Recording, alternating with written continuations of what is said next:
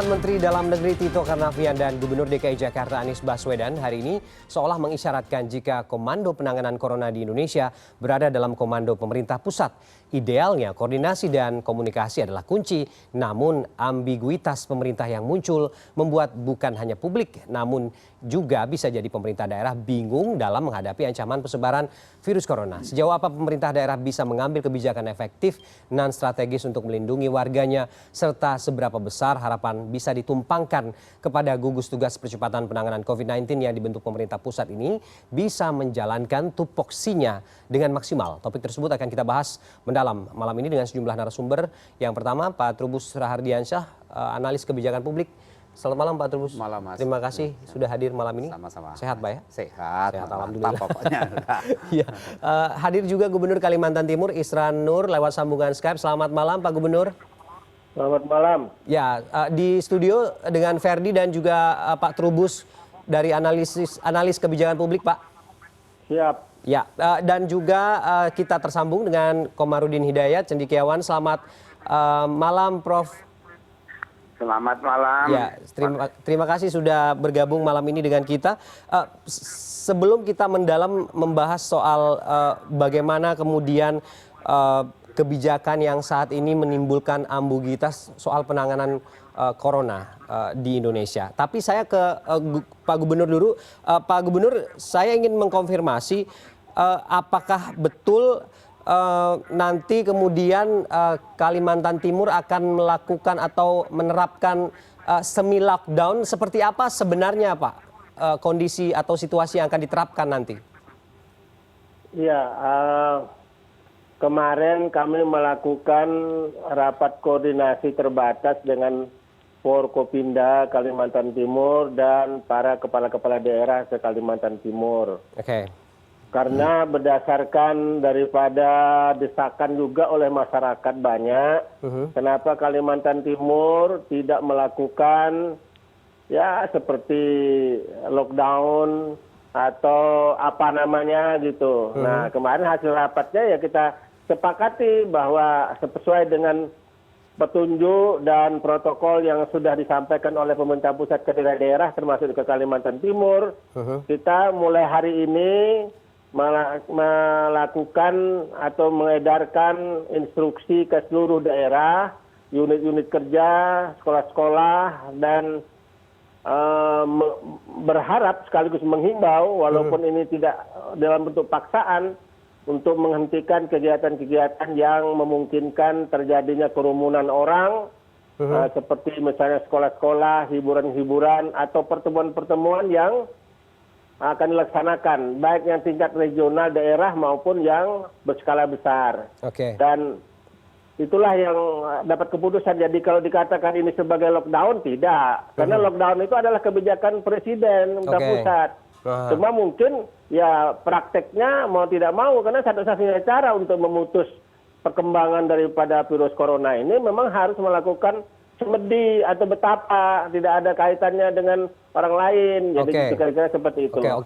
Boleh disampaikan juga Pak Gubernur implementasinya seperti apa? Batasan yang boleh dan yang tidak, itu di ruang lingkup yang sebesar apa? Ya, sebesar ada yang di daerah, artinya pertemuan-pertemuan, misalnya rakor-rakor, rapat koordinasi daerah, kemudian rapat-rapat yang mengumpulkan orang di atas 10 orang pun kita batasi gitu. Jadi untuk dilaksanakan. Jadi banyak sekali kegiatan yang mulai hari ini, yang mulai kemarin bahkan, itu tidak bisa dilaksanakan. Kegiatan-kegiatan pertemuan itu. Termasuk juga pembatasan warga yang akan keluar dan masuk ke Kalimantan Timur, katakanlah juga warga lokal atau warga negara asing yang juga akan bolak-balik begitu Pak untuk masuk ke wilayah? Ini juga akan diterapkan protokol batas wilayah ini? Nah itu dia, karena itu bukan kewenangan dari pemerintah daerah. Kalau bagaimana membatasi keluar masuknya orang ke dalam dan keluar Kalimantan Timur. Tetapi ketentuan-ketentuan yang sudah disarankan itu bagaimana mengontrol setiap orang-orang yang datang di titik-titik tempat masuk misalnya. Dengan menggunakan alat pengontrol panas atau suhu badan, yaitu Oke. dengan termoscanner dan sebagainya. Oke. Kira-kira seperti itu ya. Oke, Pak Gubernur, boleh kita dikasih bocoran komunikasi dengan pemerintah pusat seperti apa, Pak? Apa koordinasi yang dibangun dengan pemerintah pusat sehingga kemudian kebijakan ini lahir di Kalimantan Timur? Ya, kita berkomunikasi karena itu kan batas-batasnya kan tidak melakukan lockdown seperti yang diinformasikan selama ini. Oke. Ya. Tapi kalau melakukan koordinasi kita lakukan terus, misalnya Dinas Kesehatan kita melalui pemerintah provinsi ya melakukan berkoordinasi dengan Kementerian Kesehatan misalnya. Karena di Kalimantan Timur itu kondisinya sekarang ini memang kekurangan peralatan, terutama alat pelindung diri seperti baju astronot misalnya itu kurang. Oke. Nah, kemudian lagi disinfektan itu cairan untuk hand sanitizer dan sebagainya itu kurang kita di Kalimantan Timur itu. Oke, artinya Nah, ini itu yang juga kita sudah, koordinasikan. ya artinya dengan melakukan katakanlah dengan lockdown terbatas seperti ini, artinya ketersediaan piranti atau seluruh hal-hal yang menyangkut dengan bagaimana menjaga higienitas dan juga ketersediaan perangkat-perangkat kesehatan tadi ini sudah dipastikan ada begitu ya Pak Gubernur ya? Ya, Oke. belum ada karena sekarang ini kita melakukan komunikasi terus dengan pemerintah pusat mengenai alat-alat seperti tadi. Apakah cairan disinfektannya, kemudian maskernya, kemudian baju tadi, baju astronot dan segala macamnya. Oke. Nah, ini yang kita koordinasikan dan ini saya kira memang tidak memang karena kalau menunggu artinya terjadinya sebuah orang yang infektif. Wah, ini kacau ini, tidak jelas sudah itu, nanti repot kita nih di daerahnya Oke. kalau sudah terjadi begitu ya. Oke, artinya sudah terbangun komunikasi dan koordinasi dengan pemerintah pusat. Ditahan sudah. dulu Pak Gubernur, saya ingin menyapa Prof. Komarudin Hidayat. Prof, secara makro kita ingin melihat bagaimana kemudian Prof. Komar melihat atau menilai penanganan pemerintah atau komitmen pemerintah untuk penanganan corona ini di tanah air.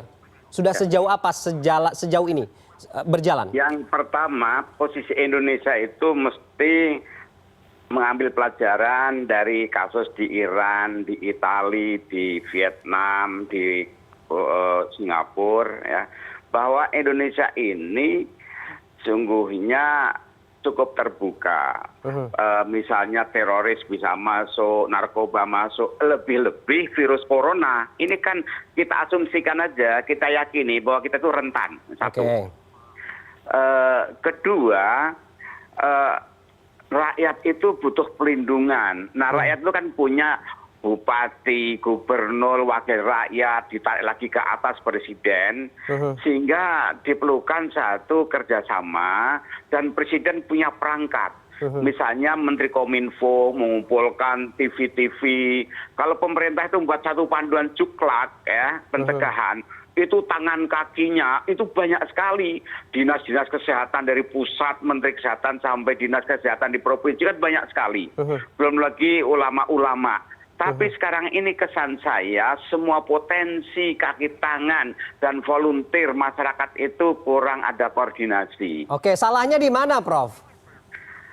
Ya mungkin kalau saya mengikuti beberapa pernyataan itu kita kurang antisipatif, bahkan nganggap enteng, kita nggak mungkin gitu. Jadi kita tidak belajar dari kasus-kasus kayak Italia, Iran yang cepat sekali melebar. Oke. Dengan demikian yang diperlukan itu koordinasi, pusat dan daerah itu harus kerjasama, bukan secara komunikasi. Tapi kalau bisa ada juga koordinasi, karena kalau sampai nanti ini telah melebar, jauh lebih berat kita nggak akan mampu.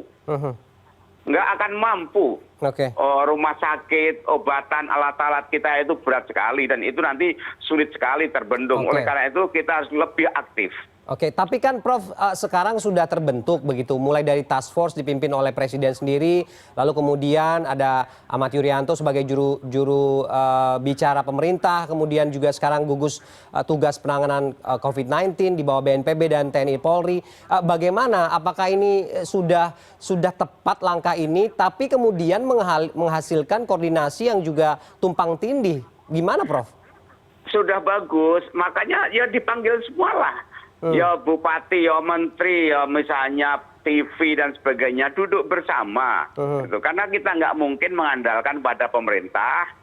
Masyarakat juga harus punya inisiatif. Kita nggak usah saling menyalahkan, tabrak-tabrakan. Ini menunjukkan kesungguhan. Mari segera diformulasikan bersama.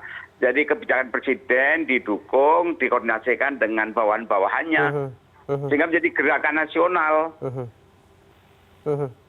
Oke, artinya memang koordinasi dan komunikasi ini penting sekali untuk kemudian rakyat tidak bisa berjalan dengan sendirinya begitu Prof ya? Iya, dan panduannya. Oke. Panduannya penting sekali, panduannya itu. Oke, baik Prof.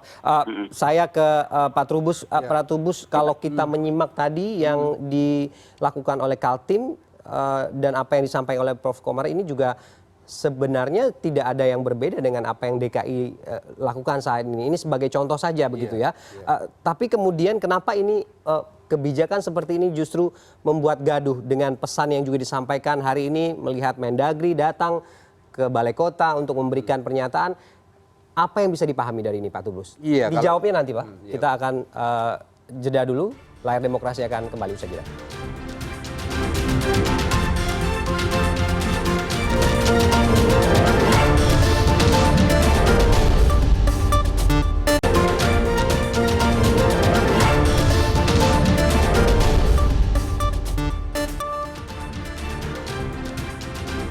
Kita kembali ke diskusi kita malam ini. Saya ke Pak Trubus, analis kebijakan publik. Pak Trubus, sebelum lebih lanjut, bagaimana memahami kemudian dengan pola komunikasi dan koordinasi antara pemerintah pusat dan pemerintah daerah dalam mengambil sebuah kebijakan penanganan perang terhadap corona ini? Saya ingin tahu dulu komentarnya. Mendagri datang hari ini ke Balai Kota. Yang dibaca simbolnya apa sih Pak Trubus kondisi seperti ini? Simbolnya sebenarnya membangun komunikasi yang lebih baik. Itu artinya selama ini memang ada kesan publik ya, kesan publik yang muncul adalah antara Balai Kota dan Istana ini ada jarak kan gitu. Nggak sinkron gitu. Nggak sinkron, banyak nggak sinkron. Tapi lupa bahwa memang pemerintah daerah itu sebagai kepala daerah Pak Gubernur punya wewenang karena memang dia dipilih oleh masyarakatnya dan rakyatnya, sehingga segala apa yang dia lakukan memang punya dasar gitu, sehingga dia kan bagaimana juga harus dalam tanda petik memuaskan pemilihnya kan itu. Lah ini kan juga harus dipahami. Tetapi satu sisi pemerintah pusat juga memahami kondisi yang memang ini kondisinya force major. Sehingga perlu diketahui bahwa gubernur itu adalah WPP, wakil pemerintah pusat di daerah. Sehingga apa yang dimau oleh pemerintah pusat seharusnya pemerintah daerah juga mengkonsultasikan. Kalau kita lihat wacana yang berkembang kan konsultasi, tetapi ya kan dalam prakteknya mereka jalan sendiri-sendiri. Lah inilah yang kemudian dalam praktek di lapangan implementasi kebijakan itu sendiri banyak faktor yang kemudian kita lihat itu compang-camping. Nah inilah yang menjadi persoalan kan gitu. Idealnya kan begini, dari komando di Presiden begitu lahir kemudian BNPB dan TNI Polri dalam gugus tugas ini, lalu kemudian turunannya ke pemerintah daerah. Apakah kemudian ini bisa dijalankan sesuai dengan kondisi daerahnya masing-masing? Seharusnya begitu kan yang harus diterapkan.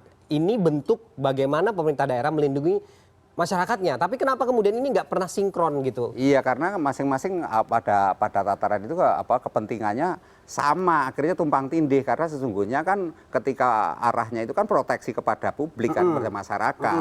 Ini semuanya entah bentuknya itu social distancing atau bentuknya lockdown pun sebenarnya sama kan, konteksnya itu adalah melindungi masyarakat dari kondisi adanya virus COVID ini. Ini yang persoalan di situ. Tetapi bahwa pada akhirnya terjadi simpang siur di konteks itu, artinya terjadi hal-hal yang tidak sinkron, maka ini sebenarnya perlunya adanya yang disarankan Prof Komar tadi adalah duduk dialog gitu. Lah ini kan dialog ini kan kemudian nanti akan tercapai paling tidak terpenuhi cara-cara solusi yang baik gitu.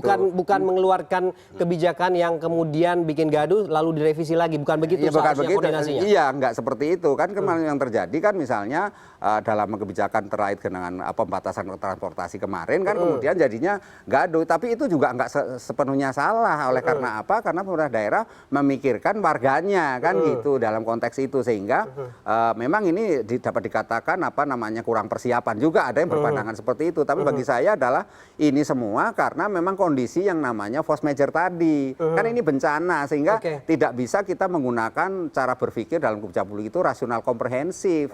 Yang ada adalah bagaimana menyelamatkan, ya seperti orang dalam ke bawah air lah, kena banjir, ya segala apa yang dia ini untuk menolong ya segala cara ditempuh kan gitu. Tetapi ini memang persoalannya ketika daerah dan pusat ini saling menggunakan kekuatannya, pada akhirnya yang muncul adalah tumpang tindih itu tadi gitu ya. Yang perlu sekarang kan pemerintah sudah menjadikan gugus tugas ini sebagai backbone untuk kemudian komitmen perang terhadap corona secara luas begitu.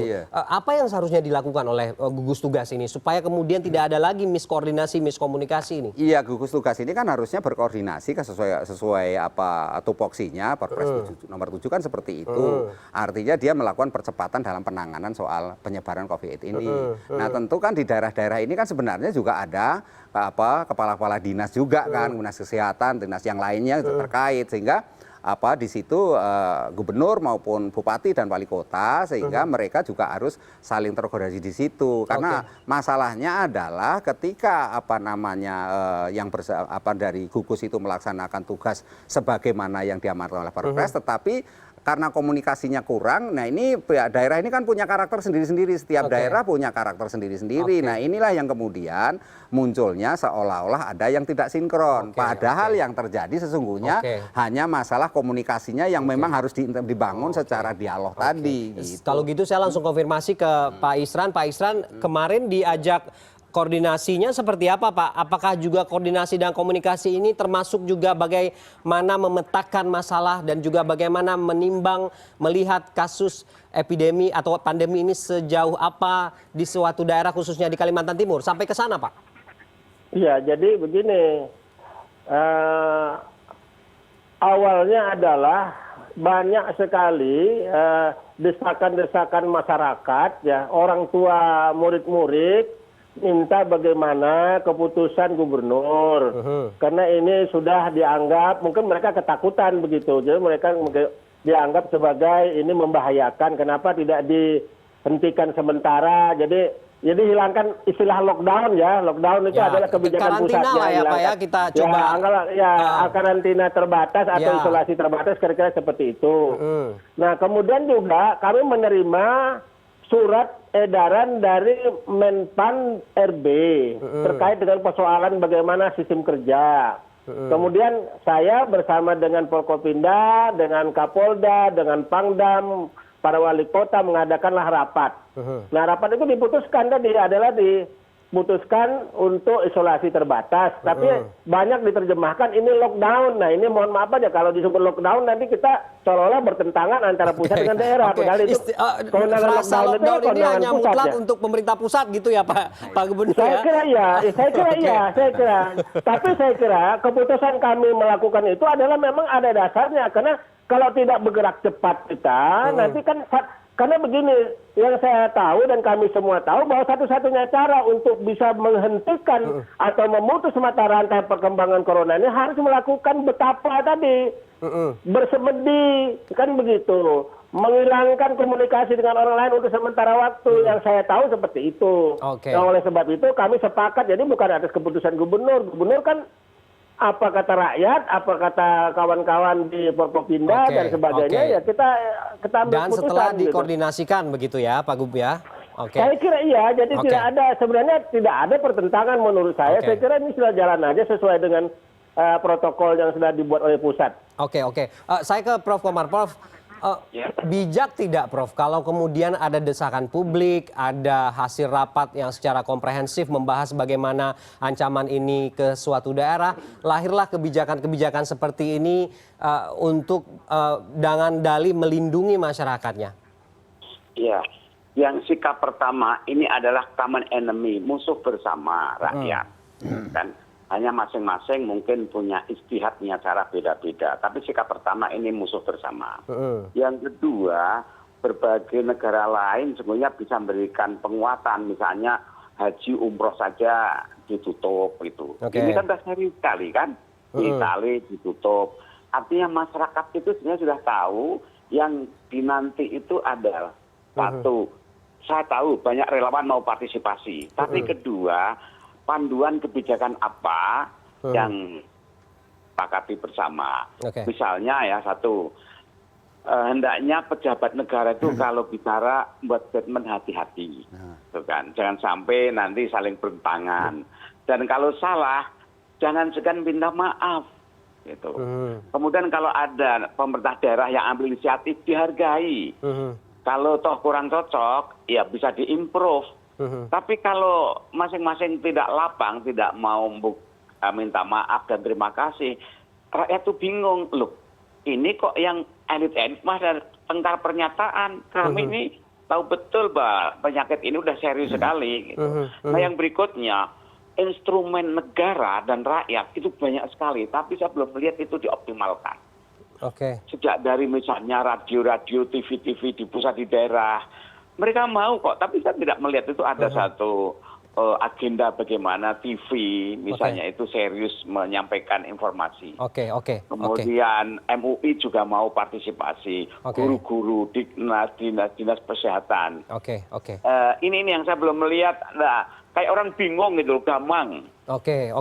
Prof, kalau melihat ODP, PDP dan juga yang positif COVID-19 ini dengan angka angka yang eksponensial seperti ini, menurut Profesor pantas tidak kemudian ada keputusan untuk mengisolasi secara nasional begitu, atau bagaimana kemudian pertimbangannya? Itu saya melihat misalnya gini ya, sebelum ke sana, kalau misalnya istilah lockdown itu kan tidak komunikatif. Jakarta ini kan pusat segala-galanya. Kalau sampai ditutup, itu kan akan gawat. Tapi kalau tidak ada usaha, rakyat kan juga greget. Jadi komunikasinya, bahasanya diperjelas. Ini yang saya belum melihat, ungkapan yang jelas, yang bisa dipahami bahasa rakyat apa adanya. Jadi transparansinya juga belum sejauh itu untuk memberikan informasi yang valid begitu kalau ya, ada Prof? Pejabat yang saya salut dengan budi karya, dia menyatakan saya kena gitu. Sehingga kalau elit-elit yang kena itu kemudian dia menyampaikan terbuka, jangan ditutup-tutupi. Ini memberikan pembelajaran yang bagus bagi rakyat. Ini bukan aib kok. Tapi saya tahu ada beberapa pihak-pihak yang nutup-nutupin gitu. Itu indikasinya kenapa, Prof? Ini bukan aib, dan itu memberikan sekaligus pembelajaran bagi rakyat agar hati-hati. Kami saja kena, lebih-lebih Anda kan gitu kira-kira. Itu indikasinya apa, Prof? Ketidaktransparan seperti itu. Karena itu seakan-akan aib. Ini bukan aib.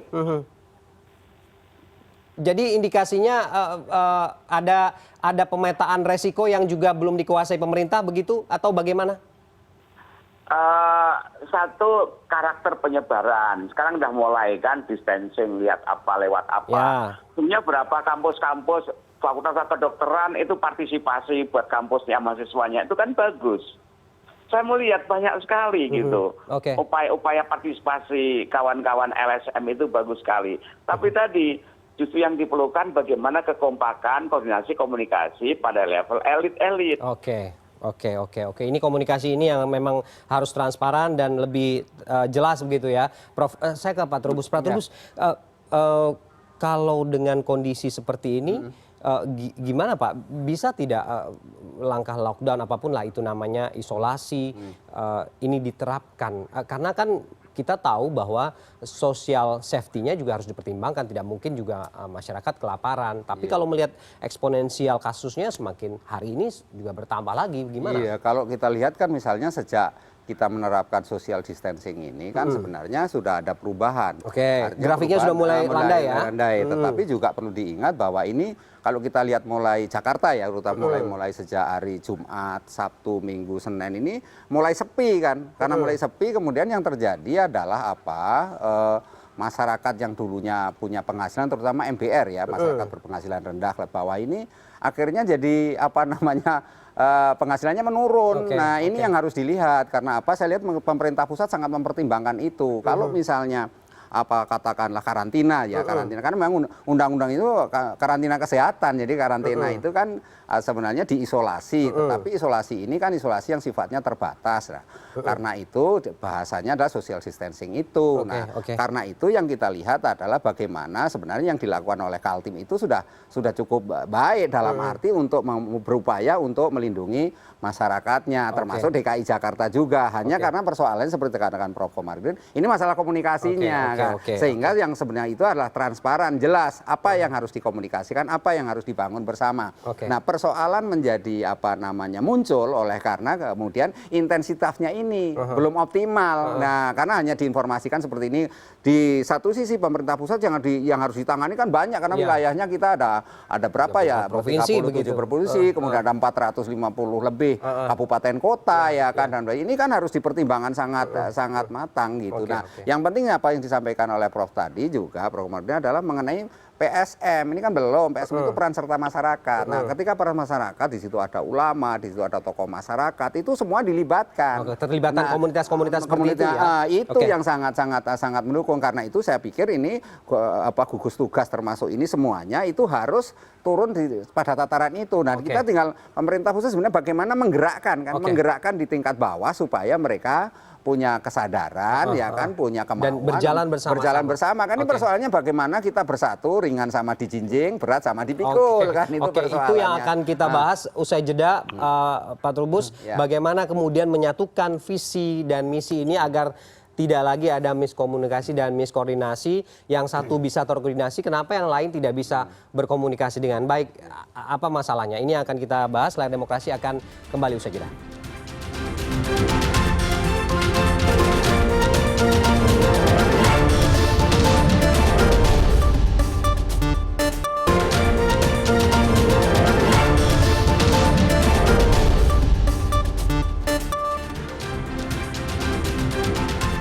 Oke, kita kembali ke diskusi kita malam ini, masih dengan Pak Trubus dan juga Prof. Komarudin. Pak Gubernur masih dengan kita, Pak?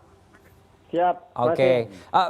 Saya ingin ke Prof. Komar. Prof, kita ingin mencontoh tentunya bagaimana keberhasilan atau cerita sukses dari luar negeri menerapkan penanganan atau perang terhadap corona ini, dan kemudian implementasinya kita juga terapkan di dalam negeri sendiri. Sudah bisakah kita mengharapkan ini kepada gugus tugas ini menerapkan hal yang sama atau pola yang sama, Prof?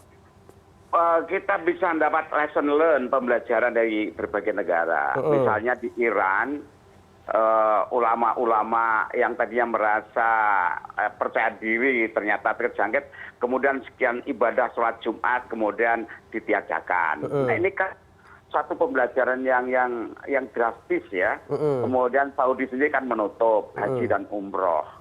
Artinya memang ada kebijakan nasional agar dilokalisir pertemuan gathering itu dihindari. Kemudian di Taiwan kan juga luar biasa, itu malah zero gitu.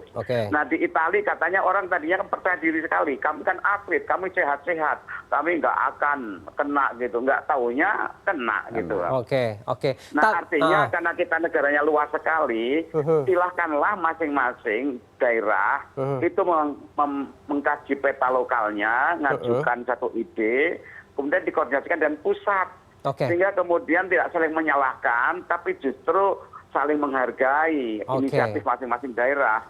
Tapi Prof, apa yang diterapkan di luar negeri kan sebenarnya kalau kita lihat mereka juga berperang dengan strategi yang cukup baik, tapi juga kemudian amunisinya juga lengkap, dan katakanlah facility testingnya juga lengkap, proses pemeriksaan terhadap yang ODP atau PDP ini juga murah dan mudah didapatkan. Apakah kita juga bisa melakukan itu nanti? Nah justru itu kita harus smart, harus cerdas. Sebab kalau tidak, kalau masyarakat yang kena, ini semakin sulit dibendung penyebarannya. Justru ini, maka peran serta masyarakat ditingkatkan. Sebab kalau negara sendiri nggak akan sanggup kalau udah menyebar. Karena mahal sekali ongkosnya itu. Jadi pemetaan yang jeli ini harus segera dilakukan dan mengambil satu langkah yang memang tepat. Masing-masing daerah mungkin akan beda-beda. Tapi kalau tidak segera, kalau menyebar, nanti berat sekali itu penanggulangannya. Oke, artinya gugus tugas ini juga harus memanggil, memetakan terlebih dahulu dan memanggil daerah-daerah yang memang per kasus bisa didalami seperti apa kemudian langkah strategis. Istilahnya mungkin bukan memanggil ya. Atau Karena ini musuh berkoordinasi ya, bersama, begitu ya? Daerah juga punya pemimpin yang tanggung jawab pada rakyatnya.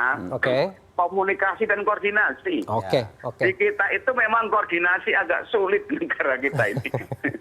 Mahal. Mahal Kenapa Prof? Kok diiringi dengan ketawa kecil begitu? Ada apa Prof dengan pola komunikasi? Ya, ini musuh bersama kan, musuh bersama. Penyakitnya menyebar terus, kita masih rapat, terus belum rampung-rampung. Oke. Jadi kebanyakan seremonialnya gitu, Prof? Ya, tanya Pak Trubus itu. Saya tanya Pak Trubus, gimana Pak?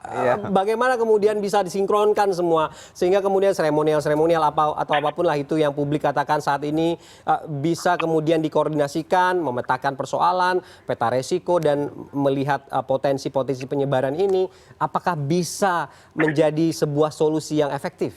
Iya, sebenarnya harusnya bisa, manakala kemudian masing-masing dalam arti baik pusat maupun daerah itu sama-sama ya duduk merendah karena kita sama-sama menghadapi namanya bencana kan, post major. Jadi ini kesadaran di situ, karena itu sebenarnya kan kalau tadi bicara kaitan dengan Prof tadi kan misalnya kan ini peran serta masyarakat ini kan persoalan ada bagaimana menggerakkan masyarakat.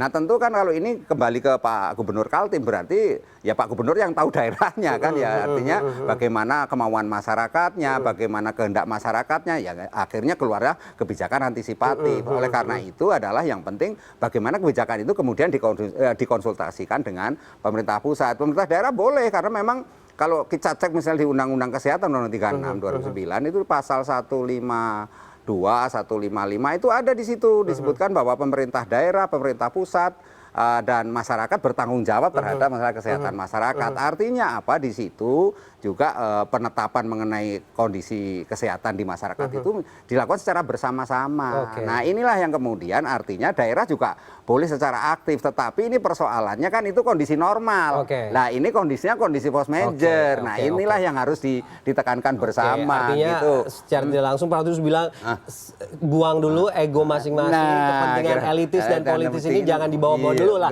Ya gitu panggung politiknya tolonglah di ini gitu ya. Saya ke Pak Gubernur, komitmen untuk isolasi atau apapun lah ini namanya, saya nggak berani pakai frasa lockdown lagi. Apakah juga sudah akan diikuti dengan ketersediaan masker atau juga APD dari petugas kesehatan, rumah sakit rujukan, koordinasi ke bawah ke puskesmas, ini sudah akan dijalankan dengan komitmen itu, Pak? Ya itu kan sudah ada, karena protokol pusat sudah sampai ke tingkat ke puskesmas seperti itu. Tapi sekali lagi mau saya sampaikan, atas keputusan kemarin itu bahwa mulai hari ini adalah dilaksanakan isolasi terbatas atau dinamakan karantina terbatas. Jadi begini, itu atas desakan dan keinginan masyarakat. Kenapa? Karena Kalimantan Timur itu memiliki keterbatasan tadi. Alat-alatnya seperti OPD, alat pelindung diri, masker, disinfektannya. Kita tidak punya. Satu-satunya cara pertimbangan kemarin harus keputusan rapat itu adalah, udahlah kita, ini satu-satunya adalah kita bagaimana mengisolir diri. Bagaimana membatasi artinya dengan istilah tadi social distancing tadi. Jadi itu adalah keputusan bersama. Jadi tidak ada. Dan ini kita komunikasikan dengan pemerintah pusat. Jadi tidak ada masalah ya sebenarnya ya. Pak Gub, laporan yang diterima sudah berapa kasus, Pak? Nah, belum ada kasus memang, tapi sudah ada orang yang dalam pengawasan ya di Rumah Sakit Karnojoso Balikpapan ya. Jadi belum ada, tapi kita mengantisipasi jangan sampai terjadi. Jadi kalau sudah ada orang yang dalam pengawasan begitu, ternyata nanti hasil pemeriksaan di laboratorium kesehatan di Jakarta ada yang terinfekted atau yang masuk dalam kasus ya, jadi kan repot kita nantinya. Jadi lebih bagus kita antisipasi lebih awal. Ada berapa orang Pak? Itu warga lokal apa pendatang atau siapa Pak? Hampir semua pendatang. Hampir semua pendatang. Jadi ada 3 orang yang dari Bogor dan ada lagi yang dari Jogja pas ketemu orang Belanda. Jadi yang dari Solo yang kemarin yang terlibat yang kena itu. Jadi kita ada ya. Oke, jadi belum ada kasus positif ya Pak ya, sehingga kemudian antisipatif ini preventifnya sudah mulai dijalankan per hari ini ya Pak? Per hari ini. Kita menunggu hasil laboratorium dari Departemen Kesehatan. Ya. Oke. Kalau gitu kita berharap kemudian dengan adanya langkah preventif seperti ini bisa memagari kondisi-kondisi terburuk, khususnya bagaimana menekan penyebaran ini tidak sampai meluas. Baik, kita akan kembali nanti, kita jeda dulu Pak Trubus, termasuk juga nanti kita akan singgung sedikit. Prof. Komar masih dengan saya. Bagaimana kemudian kita meredam masyarakat yang kita tidak bisa pungkiri apa kondisi yang saat ini memang menimbulkan sedikit keresahan. Apa yang bisa kita rekomendasikan untuk membuat kondisi ini bisa stabil dan ramai-ramai kita komitmen untuk perang. Layar Demokrasi akan kita hadirkan usai jeda.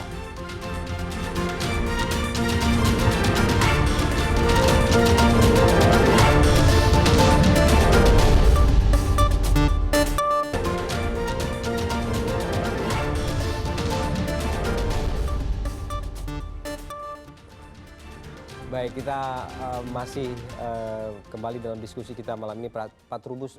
Sejauh mana kemudian efektivitas misalnya yang diterapkan saat ini adalah social distancing, menjaga jarak, berkumpul dalam satu tempat dalam jumlah yang besar. Sejauh mana kemudian ini bisa berjalan seefektif mungkin sehingga kemudian keputusan untuk lockdown, isolasi atau apapun lah itu ini belum bisa diterapkan di kita? Iya, karena memang kita kembali ke persoalan karakter masyarakat Indonesia sendiri katanya ya. Jadi kalau kita lihat misalnya memang ini pertanyaan sulit dijawab ya, sejauh mana kepastian, pasti nggak efektif nggak itu. Tetapi ya kita jawab sampai hari ini kita efektif. Artinya dengan tingkat PDP maupun ODP yang ada, kita kan menganggap masih dalam posisi ya belum terlalu membahayakan banget, meskipun penyebarannya juga sangat cepat. Dan ini kan karena itulah kemudian social distancing ini dianggap efektif dalam pengertian ini. Tetapi misalnya ada kebijakan lain yang lebih efektif ya marilah kita duduk bersama, karena itu kan kementerian dan lembaga terutama pusat ya harus berkoordinasi dengan pemerintah daerah. Nah, pemerintah daerahnya sendiri juga harus betul-betul sampai ke tingkat RT RW itu tadi, sampai ke lurah, camat, ini semuanya harus saling bersinergi. Nah, ini persoalannya kan kemudian ketika sebuah kebijakan itu tidak disinergikan dengan baik dan partisipasi publik tidak ada, kan ini semuanya kan top down. Karena dari pusat ke bawah. Nah, ini yang kemudian di bawah ini banyak yang nggak cocok juga karena memang ini. Nah, inilah harus ada penyesuaian-penyesuaian, harus ada strategi-strategi, inovasi-inovasi yang memang harus dilakukan. Cuman masalahnya ini persoalannya persoalan bencana, ini kondisi force major. Sehingga yang muncul itu adalah bagaimana menyelamatkan nyawa, karena nyawa lebih penting daripada persoalan-persoalan yang lain. Nah, inilah yang menjadi masalah kan. Karena itu sepakat dengan Prof. Komarin tadi bahwa kita memang harus melangkah yang lebih jauh gitu, dalam arti tidak hanya begini, karena kita sampai kapan ini ke depan kita sudah mau Paskah, Ramadan, mau Lebaran ya kan, sementara kita sudah dari PNBP sudah diperpanjang tuh di Indonesia sampai tanggal 29 Mei kalau nggak salah. Lah ini kan sudah apakah nanti masyarakat tahan yang di bawah ini dengan kondisi sepinya worst case ini juga harus kita pikirkan. Oh iya dong, sangat karena ini. Nah, inilah kan nanti yang akan kekhawatiran, kecemasan publik. Nah, inilah yang harus kita pahami bahwa harus diredam dengan baik. Manakala kemudian kita hanya dalam bahasa Prof. saling menyalahkan, ini nggak akan selesai. Karena apa? Karena penyakit itu jalan terus. Jalan terus dan kita tidak bisa menentukan. Perlu diketahui bahwa virus itu sendiri sebagaimana diungkap beberapa rekan medis dari Eijkman juga disampaikan bahwa ini punya karakter sendiri. Ya, karakter sendiri ini yang sedang dipelajari karena virusnya beda-beda barangkali kan ya, ini juga harus tahu juga. Nah, inilah untuk itu kita harus punya kebijakan yang arif bijaksana ya kan, dalam arti bahwa kita betul-betul memperhatikan kebutuhan publik ini, perlindungan terhadap masyarakat ini. Jadi apapun yang dilakukan, mau pemerintah pusat berbuat seperti itu dengan gugus tugasnya, pemerintah daerah juga dengan caranya sendiri ya harus yang penting saling dikonsultasikan, dikoordinasikan kan gitu ya. Pada akhirnya itulah kemudian nanti masyarakat merasa terlindungi dan penyakit ini ya mudah-mudahan cepat berlalu karena kan ya karena kebutuhan ke depan ini ya tentu ya kalau kita menggunakan teori apa namanya skenario planning, waduh ke depan ini banyak sekali yang harus dihadapi. Kalau misalnya melakukan ini seperti ini sekarang pun ya kondisi pakai apa social distancing ini, social distancing goal malah nantinya tujuannya ke sana, itu malah harus menemukan perangkat yang lebih banyak. Bisa satu ya kan harus menutup tempat-tempat apa fasilitas umum, keramaian.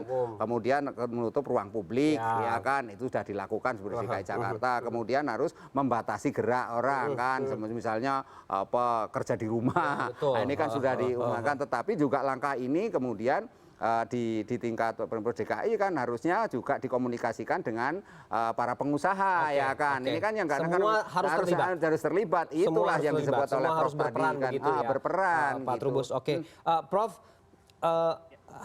dengan keresahan yang terjadi saat ini, apa harapan yang masih kita bisa titipkan khususnya kepada pemerintah pusat melalui gugus tugas ini sehingga kemudian kita bisa menjamin masyarakat bisa tenang, apalagi kondisi ini menjelang seperti yang Pak Trubus bilang mau puasa, lebaran, Paskah dan segala macam.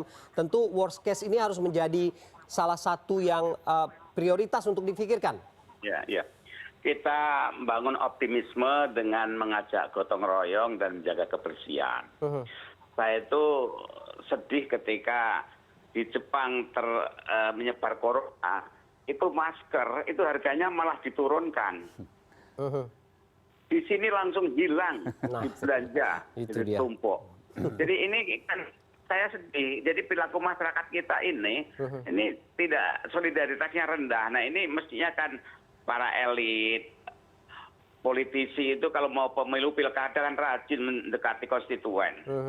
Nah sekarang ini mestinya dia deketin dong. Mereka kan masa mereka, gitu kan. Dikasih optimisme, kemudian dikasih penjelasan. Tuh. Jangan hanya pas butuh suaranya aja deket-deket sekarang, kemudian nggak ada suaranya misalnya ya. Ini jangan sampai. Jadi misalnya di Cina itu saya lihat foto-fotonya orang solider bahkan nyumbang. Nah di sini ini belum nampak solidaritas itu. Saya ketemu beberapa pengusaha hotel. Ini kalau sebulan gini terus mereka udah pada dirumahkan pegawainya. Travel banyak sekali. Padahal ini mau Ramadan, kebutuhan besar. Ini memerlukan banyak pendekatan, ya spiritual, ya sosial, ya ekonomi. Ini harus bareng-bareng dilibatkan. Kalau pendekatannya hanya formal, politik, legal, nggak akan sanggup untuk mendekati hati masyarakat. Karena multidimensi masalahnya. Oke, Prof. Terakhir saya ke Pak Gub, Pak Isran, apa harapan yang ingin disampaikan untuk kemudian ini menjadi urgent dalam memerangi persebaran corona khususnya di Kalimantan Timur? Jadi mau saya sampaikan bahwa kebijakan atas kesepakatan kami bersama anggota DPR, pimpinan DPRD kemarin itu berharap dengan melakukan kegiatan isolasi sementara atau isolasi terbatas ini selama 2 minggu ke depan itu mudah-mudahan bisa meredam atau paling tidak mengurangi sebaran atau menyebarnya virus corona tersebut. Jadi mudah-mudahan dan masyarakat kita sudah sarankan di mana-mana, di semua titik, di semua tempat dan semua lembaga ini bagaimana juga menjaga kebersihan, disiplin di dalam melaksanakan kesehatan-kesehatan di keluarga dan di rumah tangganya dan disiplin di dalam menjaga dirinya untuk tidak berkomunikasi dan berkerumun di mana-mana di tempat-tempat umum begitu. Ya, mudah-mudahan dengan 2 minggu itu sudah bisa selesai urusan kita gitu. Optimisme itu yang harus kita pegang begitu dan bagaimana kemudian komitmen bersatu padu semua pihak tidak hanya pemerintah, society dan juga masyarakat itu sendiri yang juga harus membuat bagaimana komitmen perang terhadap corona ini. Terima kasih Gubernur Kalimantan Timur Isran Nur lewat sambungan Skype, Profesor Kamarudin Hidayat Cendekiawan Muslim dan juga Pak Trubus Rahardiansyah, analis kebijakan publik. Terima kasih sudah hadir malam ini. Demikian layar demokrasi kita malam ini. Pastikan Anda mengikuti perkembangan jalannya proses dan dinamika demokrasi di Indonesia bersama layar demokrasi di CNN Indonesia. Karena maju mundurnya kualitas demokrasi kita amat bergantung kepada partisipasi Anda dalam merawat kembang kebebasan ini. Saya Ferdi Ilyas, sampai jumpa.